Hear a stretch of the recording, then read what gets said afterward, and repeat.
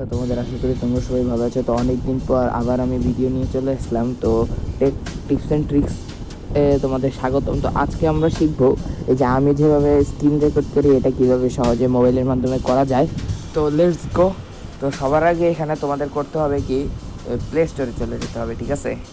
Play স্টোরে গিয়ে search অপশনে যেতে হবে।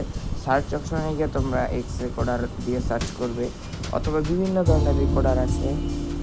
এক্স রেকর্ডার দিয়ে সার্চ করলে এই যে এই অ্যাপটা আছে, এটার ভিতরে তোমরা প্রবেশ করবে। এই যে স্ক্রিন রেকর্ডার লেখার সাথে এটা তোমরা ইনস্টল করে নেবে। আমার অলরেডি ইনস্টল করা আছে, তাই আমি আর ইনস্টল করছি না। এছাড়া আরও অনেকগুলো আছে, এই যে স্ক্রিন রেকর্ডার অনেকগুলোই আছে।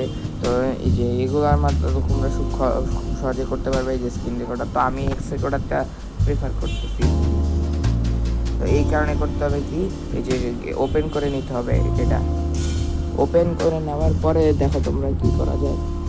ওপেন করে নেওয়ার পর এই যে এখানে কিন্তু আমার রেকর্ডিং চলতেছে। তো এখানে তোমাদের এই হোম পেজটা আসবে, পরে একটু অ্যালাউ চাইবে, অ্যালাউগুলো তোমরা করে দিতে হবে। তারপরে হচ্ছে এই যে এখানে চাপ দিবে, তাইলে তোমাদের এই যে রেকর্ডের অপশনটা কিন্তু এই যে চলে, এই যে মানে আমি যেটা লড়াইতেছি এটা। এবং তোমরা যদি ব্রাশের অপশন আলাদা চাও তাহলে যেরকম ব্রাশ করে নিতে পারো। এরপর হচ্ছে এই যে এটা দিয়ে তোমরা ক্যামেরা মানে স্ক্রিনশট নিতে পারো। আবার এইটা আছে, এটা দিয়ে হচ্ছে করতে হবে, মানে ফেসের যে ভিডিও আছে, মানে ওই যে পিসিতে যারা গেম খেলে যে ফেস ক্যামটা থাকে ওইটা তোমরা করে নিতে পারবে ইজিলি, মানে খুবই সহজ। যখন করবে তখন এখানে চাপ দিয়ে এই যে এই লাল কালার, এই যে দ্বিতীয় যে অপশনটা আছে লাল কালার বক্স, এটাতে চাপ দিলে স্টার্ট না চাপ দিলে রেকর্ড শুরু হবে।